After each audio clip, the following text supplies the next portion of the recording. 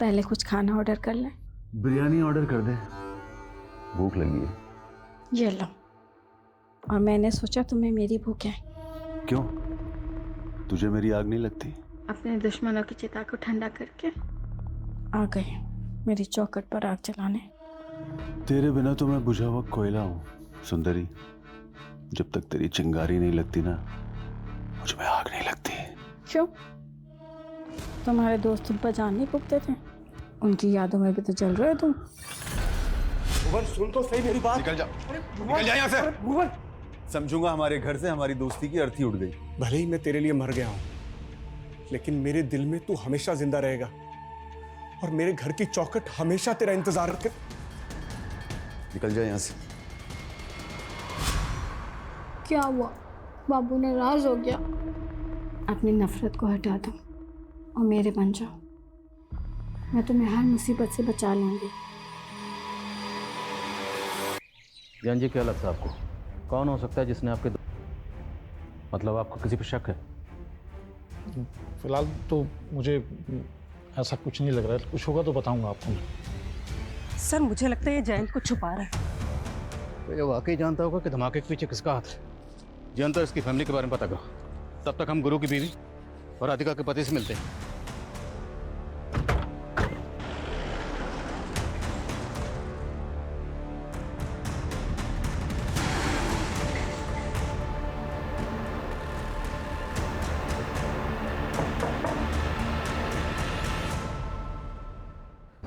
आपको किसी पे शक, कोई ऐसा है जो आपकी बेटी राधिका और आपके पति गुरु को इस तरह मरवा सकता है?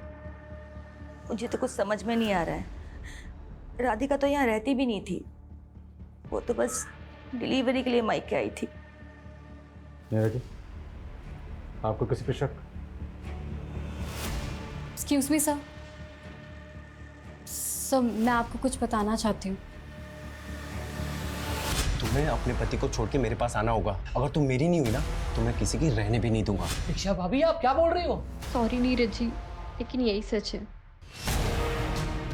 सर वो वेद राधिका को अपने साथ भागने के लिए बोल रहा था, और सर मैंने ये सब इसलिए पहले नहीं बताया क्योंकि मैं नहीं चाहती कि राधिका के चरित्र में कोई लांछन लगे। वेद है कौन? सर शादी से पहले राधिका और वेद एक दूसरे से प्यार करते थे।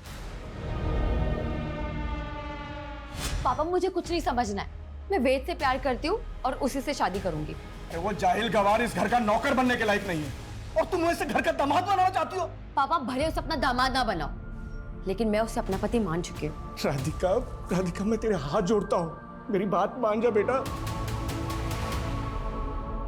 नहीं मानेगी, नहीं मानेगी तू।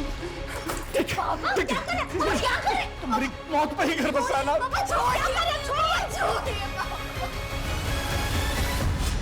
इसके बाद राधिका वेद को भूल गई थी। नीरज जी, आपकी और राधिका की शादी को कितना वक्त हुआ? 7-8 महीने सर। तो इन 7-8 महीनों में राधिका ने कभी अपने पास्ट के बारे में आपको कुछ नहीं बताया? नहीं सर। ये वेद रहता कहाँ? सर मैंने कुछ नहीं किया सर मैंने कुछ नहीं किया सर मोटर मैकेनिक हूँ सर, घर से सारा काम संभालता हूँ। और आपको सर मैं बॉम्ब बनाने वाला दिख रहा हूँ। कोई मिला नहीं तो आप मुझे फंसा दोगे। फंसाएंगे नहीं, साबित करेंगे। अगर सच नहीं बोलेगा ना तो ऐसे ही धोएंगे तुझे। मैं सच बोल रहा हूँ सर, मैंने कुछ नहीं किया है। मैं सर राधिका से प्यार करता था और राधिका भी मुझसे शादी करना चाहती थी, लेकिन सर उसके बाप ने। लेकिन उसके बाप ने क्या? उसके बाप और राधिका दोनों को? नहीं सर, राधिका मेरे बच्चे की माँ बनने वाली थी। क्या बोला तुमने? सर राधिका मेरे बच्चे की माँ बनने वाली थी सर। सर फॉरेंसिक को इस वेद के घर से जो सामान मिला है उसमें जेलेटिन या एक्सप्लोजिव के कोई ट्रेसेस नहीं मिले। अब इतना बेवकूफ़ नहीं कि धमाका करने के बाद वो सब सामान अपने घर में रखेगा। मोटर मैकेनिक है तो पूरे चांसेस हैं कि ट्यूबवेल में वो बॉम्ब इसने प्लांट किया हो। पर ये वेद तो बोल रहा है कि राधिका के पेट में इसी का बच्चा था। अब ये तो पैटर्निटी टेस्ट से ही क्लियर होगा। पर सवाल ये है कि राधिका के हस्बैंड को वाकई राधिका के पास्ट के बारे में कुछ भी नहीं पता था। आप पापा बनने वाले हो? सच? सर वो न्यू कंसाइनमेंट आ गया है। चलो। आप इस रिश्ते का हाथ मुझसे मत छीनिए, आप रख लीजिए पैसे, रख लीजिए। इन पैसों से मेरा दुख कम नहीं होगा। मैं जानता हूँ पैसों से सिर्फ घर की ज़रूरतें पूरी हो सकती हैं, पति की कमी तो दूर नहीं होगी। लेकिन आपको कभी भी किसी चीज़ की ज़रूरत हो तो आप बोलना, झिझकना मत। सर एक बात जयंत ने भी हमसे छिपाई और गुरु की बीवी ने भी हमको नहीं बताई। कौन सी बात? हम सिर्फ जयंत और गुरु को इस जमीन का हिस्सेदार समझ रहे थे, जबकि इस जमीन का एक तीसरा हिस्सेदार भी है। जयंत और गुरु का दोस्त भुवन, ये तीनों हर साल इस जमीन पे पहली पानी भराई और पूजा करते थे, लेकिन इस साल इस अवसर पे भुवन शामिल नहीं हुआ था। क्यों? जयंत और गुरु का भुवन से झगड़ा चल रहा था। मजदूरों का कहना है कि इन तीनों की दोस्ती टूट चुकी थी। तो क्या गहरी दोस्ती गहरी दुश्मनी में बदल गई? इतनी गहरी कि दोस्त ने दोस्त की जान ले ली? हो सकता है सर। वो कहते हैं ना, इस सारे संसार में फसाद की जड़ सिर्फ ये 3 चीजें हैं, जर, जोरू और जमीन। अगर हम तीनों में से कोई भी पहले निकल गया ना भगवान से मिलने, तो जो बच गया जमीन उसकी। हम आप लोगों से ये जानना चाहते हैं कि पानी भराई और पूजा की परंपरा में अचानक बदलाव क्यों और कैसे किया गया? क्योंकि पूजा तो आप तीनों दोस्त हर साल तीनों मिलकर ही करते थे। सर इस बार भुवन तो आया नहीं था, तो गुरु चाहता था कि इस बार की पूजा राधिका के हाथों हो। क्या कोई बाहर वाला आदमी जानता था कि पूजा में राधिका शामिल होने वाली? आप ऐसा क्यों पूछ रहे हैं? अगर इस पूजा की परंपरा में बदलाव नहीं किया गया होता तो भुवन की गैरहाजिरी में पूजा में आप और गुरु बैठे, राधिका नहीं। मतलब ये कि टारगेट आप और गुरु दोनों हो सकते हैं। अब ये बताइए वो कौन हो सकता है जो दोनों जमीन मालिकों को मारना चाहता था? भुवन पे तो शक नहीं है आपको? तो आप बताइए, अगर भुवन ऐसा कर सकता है तो ऐसा क्यों करेगा? क्योंकि सर हमारी सालों की दोस्ती एक बहुत बुरे मोड़ पे आके टूटी थी। जयंत, अरे भुवन को तुझसे कुछ बात करनी है। अरे तो तू बिचौलिया क्यों बन रहा है? वो बोलेगा ना। यार हमारी दोस्ती क्या रिश्तेदारी में नहीं बदल सकती? मैं चाहता हूँ यार सोहम और मीनाक्षी की शादी हो जाए। अरे यार तूने मेरे मन की बात छीन ली यार। और सोहम और मीनाक्षी तो बचपन के दोस्त हैं। ये हुई ना बात। जयंत, तुझे मालूम है ना, मीनाक्षी थोड़ा हकलाती भी है। अरे नहीं बेटा, तो हमारी बहू नहीं हो, बेटी हो। खुश रहो। हाँ जयंत, सोहम और मीनाक्षी की जोड़ी बहुत अच्छी लगेगी। बेटा नमस्ते बेटा। मीनाक्षी से मिलो। हाय सोहम। हाय मीनाक्षी। ये क्या बदतमीजी है सोहम? मुझे पता है हम यहाँ किस लिए इकट्ठा हुए हैं आज। हाँ पता है मुझे। आप लोग यही चाहते हो ना कि मैं शादी कर लूं? ठीक है। दीक्षा,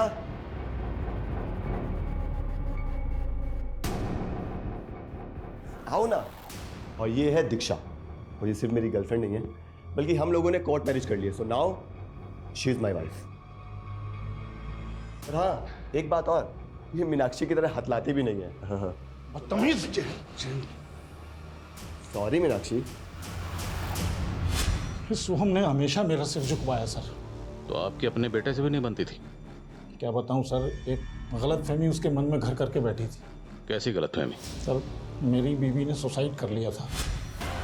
उस समय सोहम बहुत छोटा था, पर मेरी बीवी डिप्रेशन में रहती थी, इसलिए उसने ऐसा सब कुछ किया। लेकिन सोहम को लगता था कि उसने मेरी वजह से सुसाइड कर लिया। गुरु से क्या प्रॉब्लम थी भुवन को? सर यही कि उसने रिश्ता करने के लिए बोला था। फिर तो सोहम की सजा जयंत को क्यों दे रहा है? तूने देखा ना सोहम ने किस तरह मजाक उड़ाया मेरी बेटी का। और मीनाक्षी उसे बचपन से चाहती थी, और तू कहीं और देखेंगे। क्या कर सकते हैं आप? उसने शादी कर ली है, और फिर मीनाक्षी बेटा आना इधर। बेटा सुन तो सही, हम क्या रहे।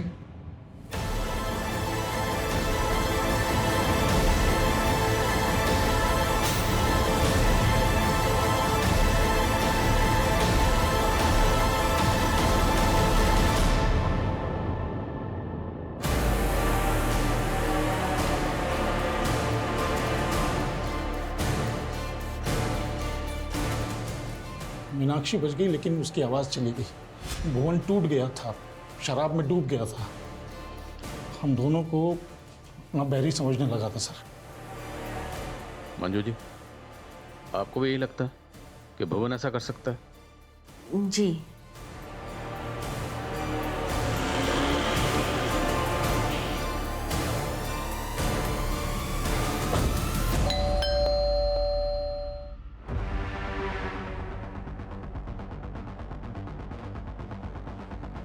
भुवन कहाँ है?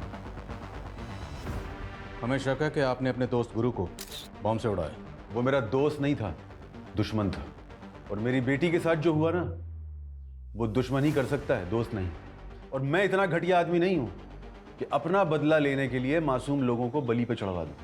कहना क्या चाहते हैं? कहना ये चाह रहा हूं कि गुरु और राधिका की मौत के बाद जयंत का मन तो अंजू के घर पे ही लगता है। जो भी बात है साफ साफ बोल। उसकी एक टांग कट गई तो इसका मतलब ये नहीं है कि वो धमाके नहीं करवा सकता। बहुत शातिर है वो साला। मेरे सामने जुबान लड़ाएगी? पति मैं हूं तेरा या मेरा बाप? शर्म नहीं आती आपको ऐसे गिरी हुई बात बोलते हुए? बस कर कमीने, इस लड़की को लव मैरिज करके लाया है तू ना, और अब इसके साथ ऐसा व्यवहार कर रहा है। अब इसे फेंक के बाहर दूसरी लेके आऊंगा, बताओ क्या करोगे? आपने भी तो मेरी माँ के मरने के बाद बाहर बहुत मुंह मारे हैं ना, और अब ये गुरु चाचा की बीवी को ले जा रहे हैं। वाह तमीज, गलत किया मैंने जो अपनी जबान बंद रखी। पुलिस को तेरा नाम बता देना चाहिए था मुझे। आदिल खान जी, कहाँ तक पहुंची आपकी जांच? पर्सनल एंगल तो कई सामने आए, लेकिन अभी तक हमारे हाथ में एक भी ऐसा पुख्ता सबूत नहीं लगा जिससे ये लगे कि हमारी सस्पेक्ट लिस्ट में कोई ऐसा है जो इस तरह बम बनाकर ये जुर्म कर सकता है। Okay sir, paternity test report आ गई है। राधिका के पेट में जो बच्चा था वो वेद का ही था। तो अगर नीरज ये राज जानता था, वो भी अपनी बीवी राधिका को इस बेवफाई की सजा दे सकता है। ये नीरज अपनी बीवी के साथ बरेली में रहता था ना? तुरंत बरेली जाओ, उसके घर में सर्च करो। Okay sir.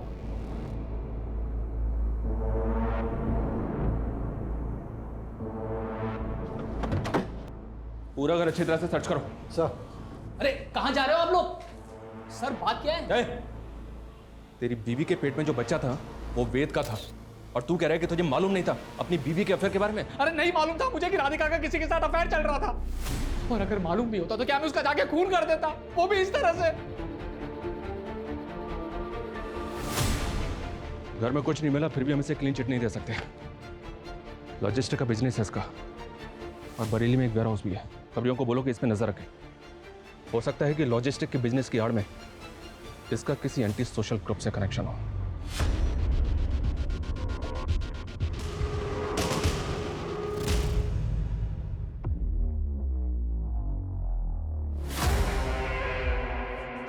पापा जी आपकी चाय। पापा जी इतना कैश लेके आप कहाँ जा रहे हैं? मैंने और गुरु ने मिलके एक ट्रैक्टर लेने का सोचा था। अब गुरु तो रहा नहीं, लेकिन उस जमीन पे खेती तो करनी है ना, बस इसलिए ट्रैक्टर खरीदने जा रहा हूँ। पापा जी क्या आपको वाकई लगता है कि वो ब्लास्ट सोहम ने? मैं लेट हो रहा हूँ, चाय नहीं पी पाऊंगा।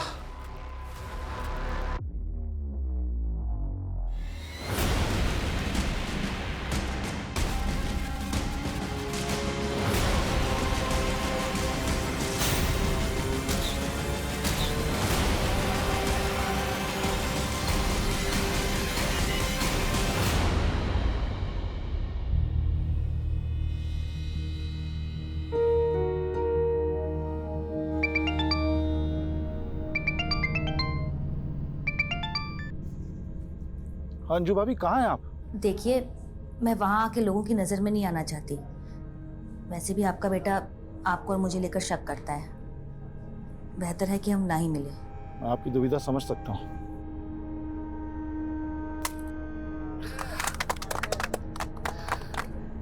चलिए पापा जी, पहली बार ट्रैक्टर आप स्टार्ट कीजिए।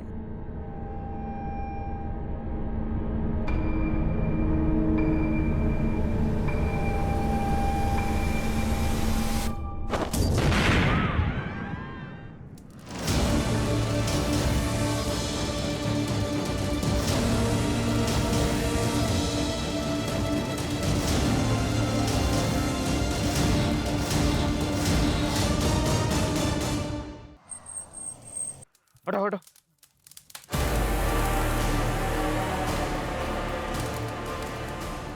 शर्मा, लोग जिंदा है, एम्बुलेंस बुलाओ तुरंत। यस।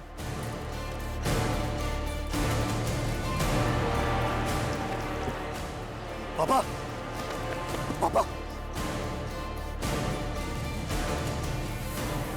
सर, ऐसा लग रहा है इस बार बॉम्ब ट्रैक्टर में प्लांट किया गया था। एक विटनेस के मुताबिक ट्रैक्टर स्टार्ट करते ही ब्लास्ट हो गया। मुरादाबाद में स्टोव में ब्लास्ट हुआ। और यहाँ पे पहले ट्यूबवेल में, ट्रैक्टर में ब्लास्ट। शर्मा, आखिर ये कौन है जो इस तरह बम ब्लास्ट करके एक के बाद एक धमाका कर रहा है? दीक्षा, दीक्षा, ये सब कैसे हो गया दीक्षा? सब पापा जी की गलती थी कि उन्होंने तुम्हें बचा। तुमने मार डाला पापा जी को।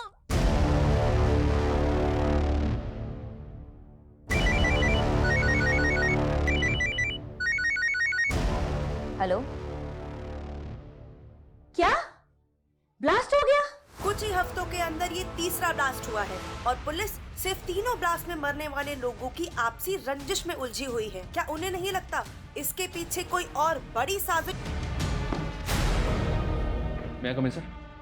कम सर, हमें सोहम पे ट्यूबवेल वाले ब्लास्ट के दौरान भी शक था, और इस बार तो इसकी बीवी भी। लेकिन शर्मा, क्या सोहम इस तरह का बम बनाने में शामिल हो सकता है? मत भूलो, फॉरेंसिक के मुताबिक ये बम लो इंटेंसिटी का था, लेकिन इस बम में भी गिलेटिन स्टिक इस्तेमाल हुई। और जिस तरह से ये बम ट्रैक्टर में प्लांट किया गया, ये किसी एक्सपर्ट का काम है। हम और अंधेरे में तीर नहीं चला सकते। ये मीडिया वाले पहले हमारी धज्जियां उड़ा रहे हैं कि हमारी तहकीकात गलत डायरेक्शन में जा रही है। तो सर हमें क्या करना चाहिए? क्योंकि एटीएस को भी फिलहाल ऐसा कोई क्लू नहीं मिला है जो हमें हेल्प करे। अभी तक हम नज़रपुर में जो ब्लास्ट हुए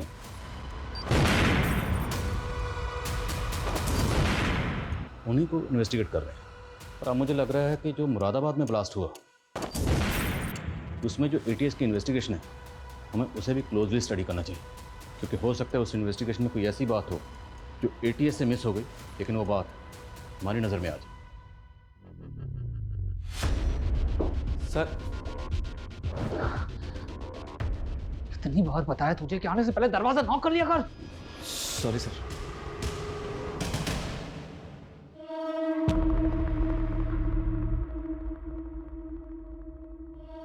तुम अपनी नफरत को बुला दो, मैं तुम्हें हर मुसीबत से बचा लूंगी। सर, एक बात हमसे कंप्लीटली मिस हो गई। भुवन का फोन 18 तारीख को मुरादाबाद में एक्टिव था और 18 तारीख को ही मुरादाबाद सिटी में ब्लास्ट हुआ था। ये भुवन मुरादाबाद में जाता कहाँ? सर वो तो पता नहीं, लेकिन ये अक्सर मुरादाबाद जाता रहता है, और ये जब जब मुरादाबाद गया है इसका फ़ोन उस लोकेशन पे भी एक्टिव रहता था जहाँ जहाँ ब्लास्ट हुआ था। हो सकता है ये वहाँ रेकी करने जाता हो। सर, मुरादाबाद तो रोज़ हज़ारों लोग आते जाते हैं। मैं मुरादाबाद गया और मैंने बम ब्लास्ट कर दिया। तो ये बता कि मुरादाबाद में जाता कहाँ? सुंदरी के यहाँ गया था। कौन सुंदरी? प्रोस्टिट्यूट है सर। 18 तारीख की रात में उसी के साथ। सब पता किया हमने। तो मुरादाबाद में कुंजा मार्केट भी जाता, वही कुंजा मार्केट जहाँ पे ब्लास्ट हुआ था। बोल, क्या छिपा रहा? सर, मैं तो उस मार्केट में कचौड़ी खाने जाता हूँ गांव लौटने से पहले।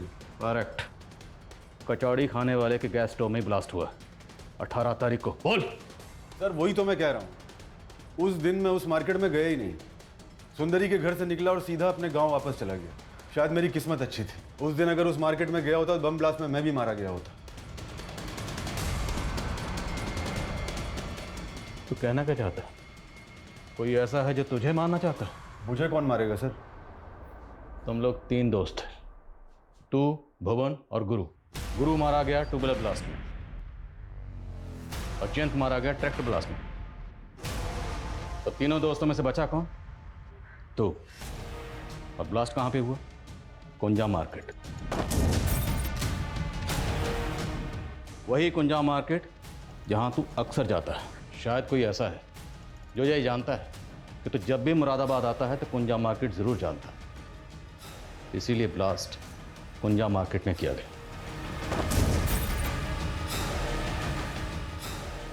जहन पे जोर डाल और बता कि वो शख्स कौन है। सर, ये बात तो सिर्फ सुंदरी जानती है।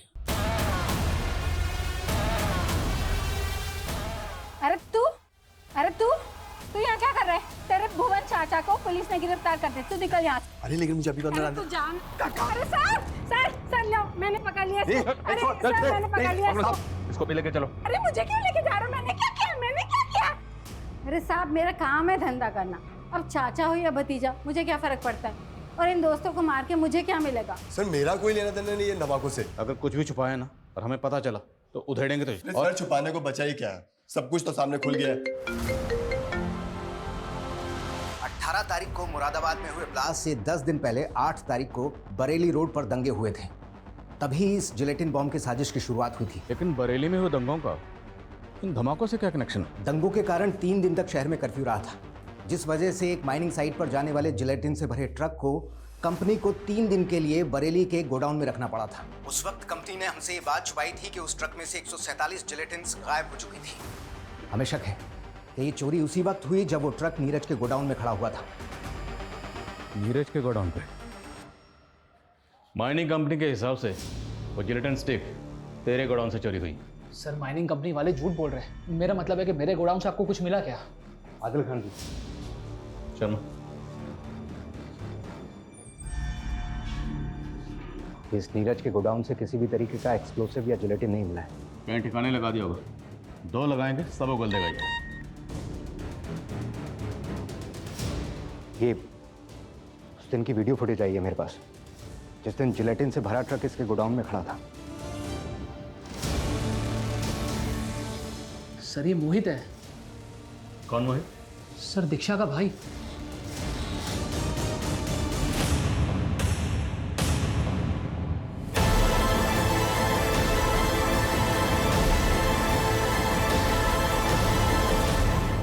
कौन सोच सकता ये मासूम से दिखने वाले भोले वाले चेहरे किसी की जान भी ले सकते। सर वो तीनों इंसान नहीं, जानवर थे, जानवर।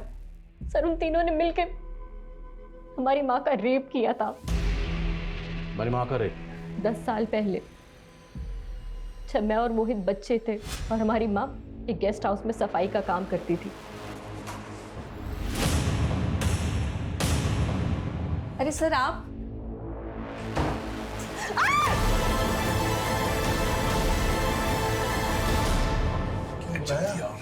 अरे हुआ क्या है बता दो। अरे देखो ना, पागल हो गया? मैंने तो मजे ले लिए, तुम भी मजे ले लो।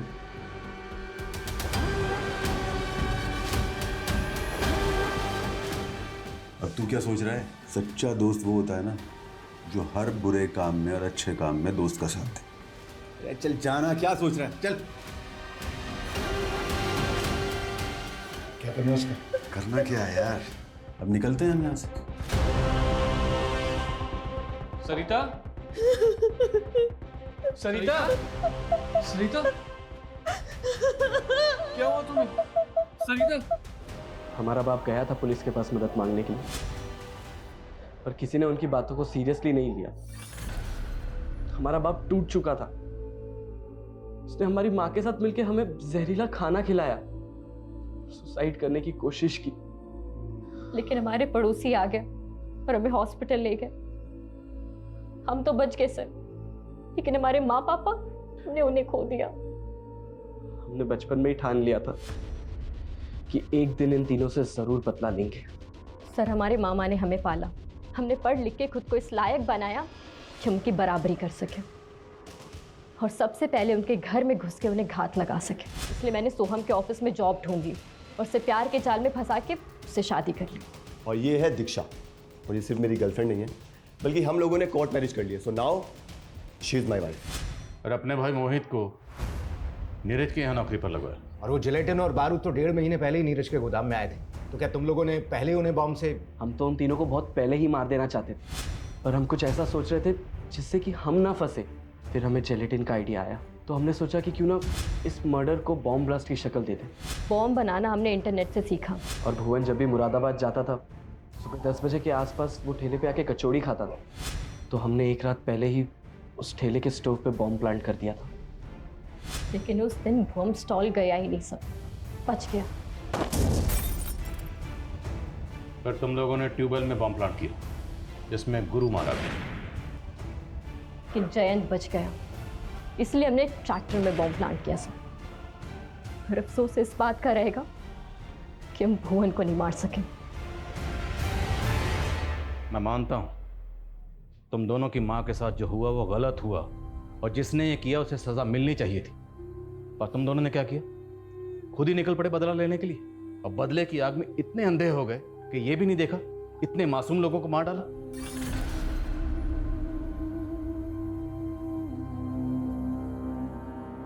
ये कोई भूल नहीं थी, बल्कि बहुत बड़ी गलती हुई थी हमारे पुलिस डिपार्टमेंट से।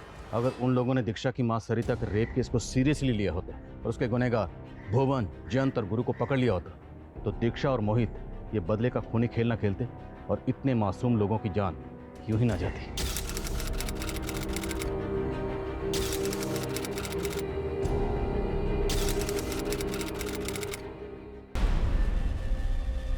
एक गलती से 9 लोगों ने अपनी जान गंवा दी।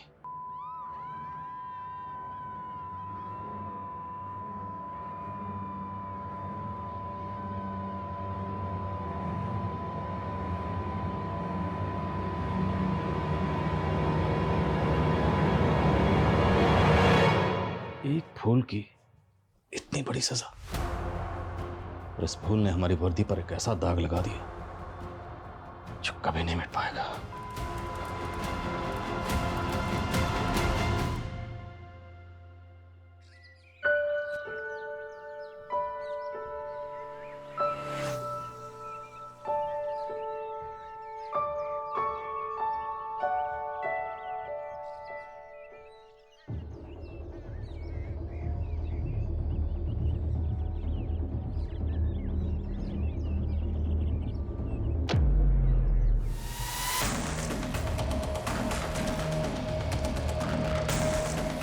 अरे मूर्खो, ये क्या कर रहे हो? अरे भगवान का पैसा लो!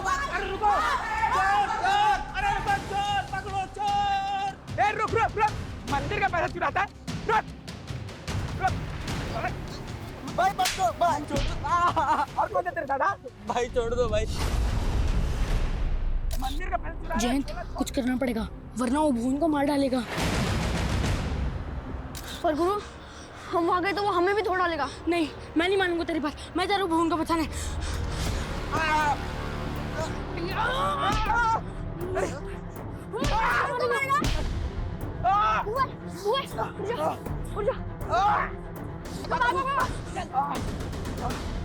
अरे नरक में जाओगे रे तुम!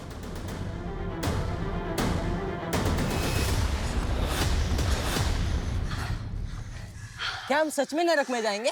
मेरी माँ तो कह रही है कि स्वर्ग और नरक यहीं पे होता है।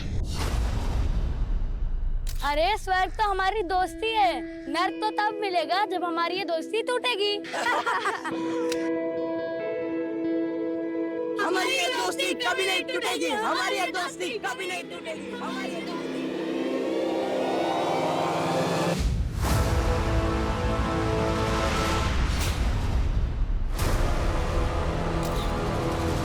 दोस्ती नहीं बची तो अब दोस्त भी नहीं बचेंगे। जयंत और गुरु को अगर मुझसे कोई बचा सकता है तो वो है सिर्फ उनकी मौत।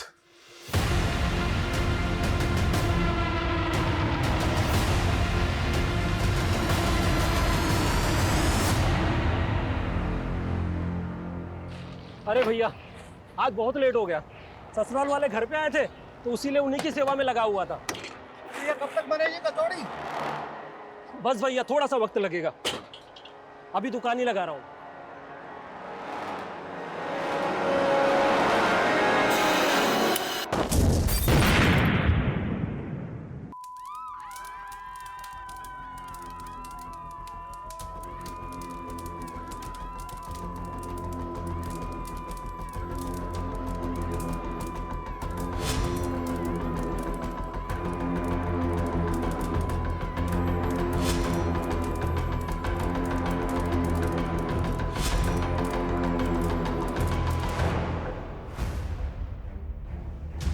ये माना जा रहा था कि ये धमाका किसी गैस सिलेंडर के फटने से हुआ है, लेकिन अब सामने आ रहा है कि ये धमाके के पीछे किसी आतंकवादी संगठन का हाथ भी हो सकता है। सरकार ने आश्वस्त किया है कि एटीएस पूरी गंभीरता से इस मामले की जांच करेगी।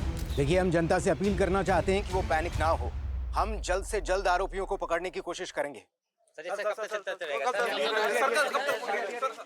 राधिका बेटा, टीवी क्यों बंद कर दिया? पापा, नाना बनने वाले आप। ऐसी खबरें सुन के ना मेरा बच्चा डर रहा है। अच्छा, तो ये टीवी हमारे नाती ने बंद करवाया है? हाँ हाँ, तो समझ जाओ इशारा कि आगे आगे इस घर में हमारे नाती का राज चलने वाला है। बिल्कुल।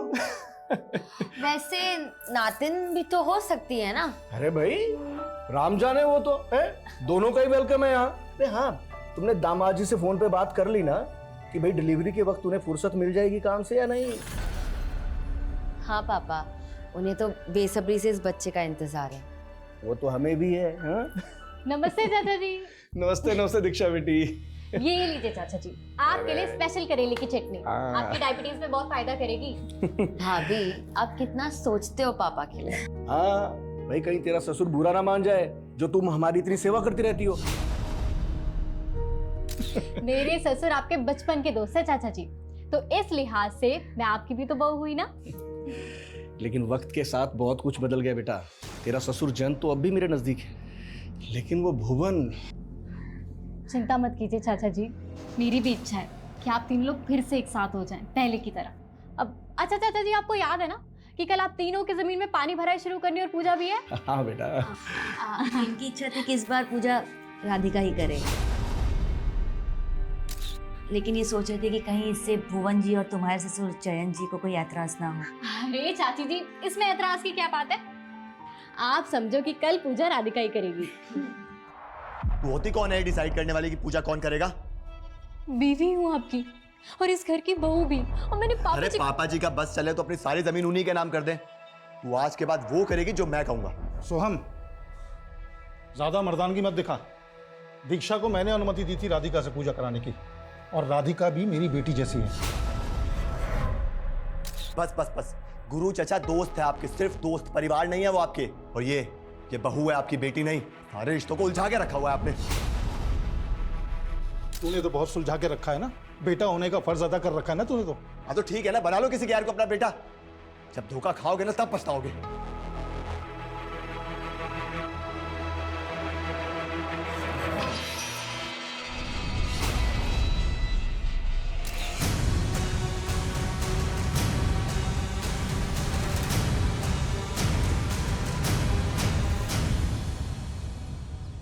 जयंत, भुवन से बात हुई क्या?